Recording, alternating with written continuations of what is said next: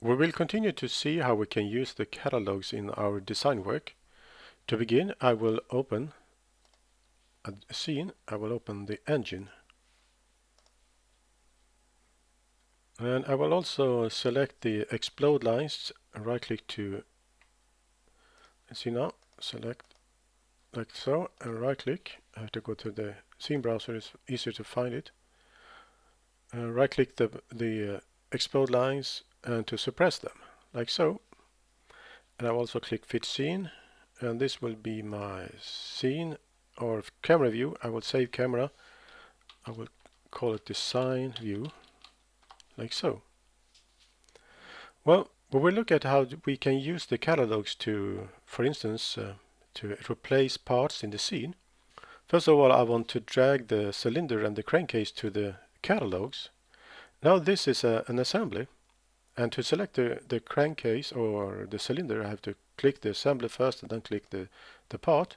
But there is a shortcut to select the part immediately in an assembly. If you press and hold the control key, you can click the part and select it. And same with the crankcase.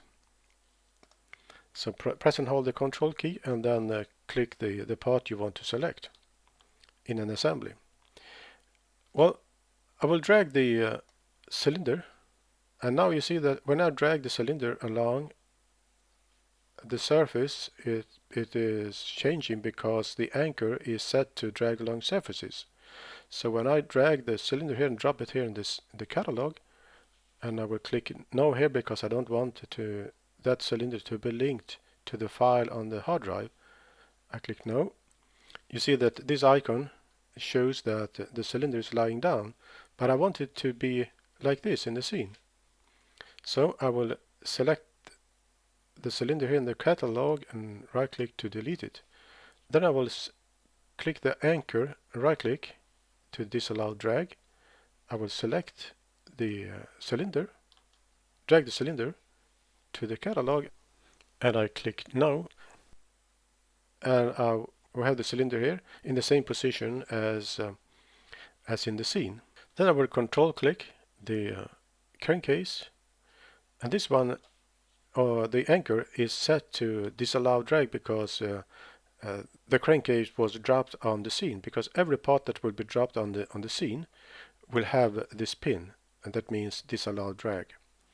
So I will drag the crankcase and drop it here in the catalog. I click no, like so. And then I want to change the color of the cylinder and also on the crankcase. So I will control select the cylinder, and I will go to our colors catalog, and I will change the color here. Let's see now. I think I will come down here. I think I will use light sea green. I'll drag the color and drop it here on the cylinder. And the crankcase will also have another color, navy. We drop the color on the crankcase, and we got a message. Some of the surfaces of this part or assembly has individual surface styles. Well, yes, we created 4 threaded holes on the crankcase, and these holes have a different surface styles. But so we will not change, so I will click no, like so, and we'll go back to my catalog. Now we'll select the cylinder, press and hold the control key and click the cylinder, and I will drag the cylinder and drop it here in the catalog. I will click no. I do the same with the crankcase. Select the crankcase and drag and drop it here in the catalog. Click no. Now I will change the name. I will click twice, a slow double click you could say. Cylinder gray, and this crankcase will have the name crankcase blue, and this cylinder will have cylinder green, and the crankcase here will have the name crankcase navy, like so. Now I want to change this cylinder, or replace this cylinder with this one, with the gray cylinder. To do that, first of all, I have to select the cylinder here in the scene. So I will control click to select the cylinder, and then I will control drag the gray cylinder in the catalog, press and hold the control key and left drag and drop it on this cylinder. And we got a message that says the new part assembly dropped on a pattern or linked feature. Do you want to duplicate the pattern or link? No, I don't want that. So now the green cylinder is replaced by the gray cylinder, and it is placed in the exact same position. And why? Why? That's because the anchor of the gray cylinder has the same position as the green cylinder, because the green is a copy of the gray cylinder.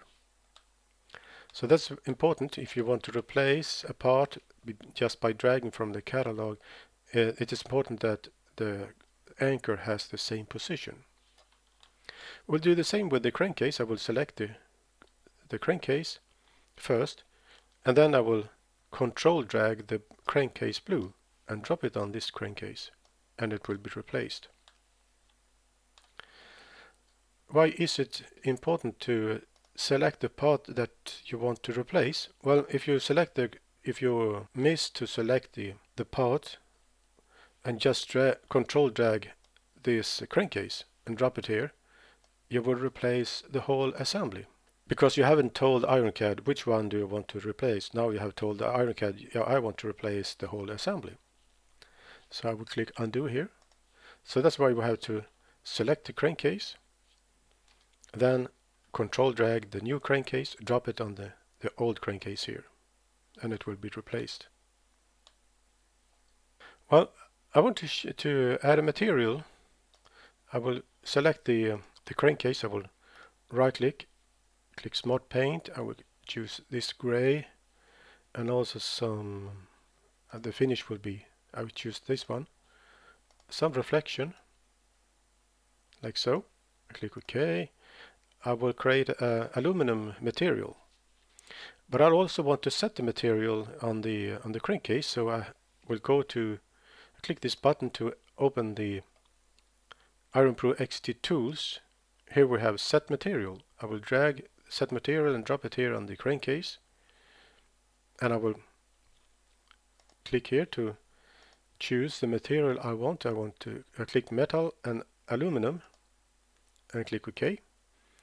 Then I right click the crankcase and part properties, and we click material. We see that now it is aluminum.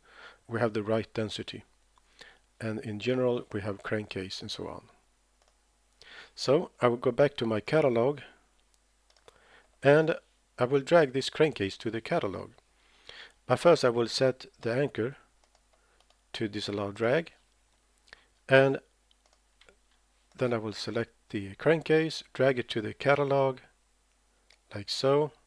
Now we have a crankcase with aluminum material. But I want to save the material also to the catalog, so I can come up here to a visualization tab.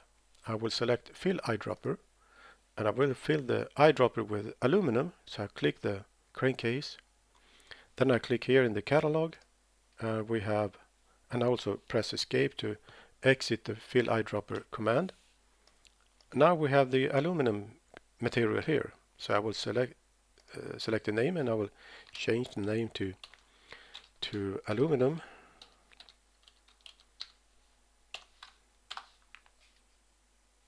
Like so. This means that you can add materials, you can also add colors to the catalog. So I will click the colors catalog, and I will copy lime green, for instance. Right click the color, and to copy, go back to my catalog. I will right click and I will paste. Then I can also select the color and right click to edit catalog item, and I will change the finish to this one, perhaps a little bit reflection like so. And I can also change the name to my green.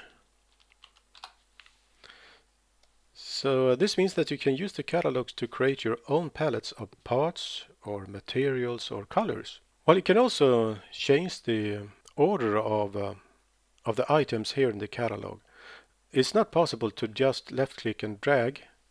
That's not possible. But if you press and hold the shift key, you can drag, and then also press and hold the leftmost button. You can drag the item and replace it and drop it where you want. So for instance, if I want to place this aluminum crankcase here, I can drag and drop it on this one, and they have been replaced. They have moved the other one. So now I want this green cylinder. I want that in this place. I will press and hold the shift key. First I will select the cylinder, green, then press and hold the shift key, and I will move it to this place, and I will drop it here. So in that way you can change the order of the items here in the catalog, and you can place them in the group you want them to be placed. So now we have seen how we can use the catalogs to interchange parts, save materials and colors. So I will close the engine. I will not save it like so, and we will continue in the next video.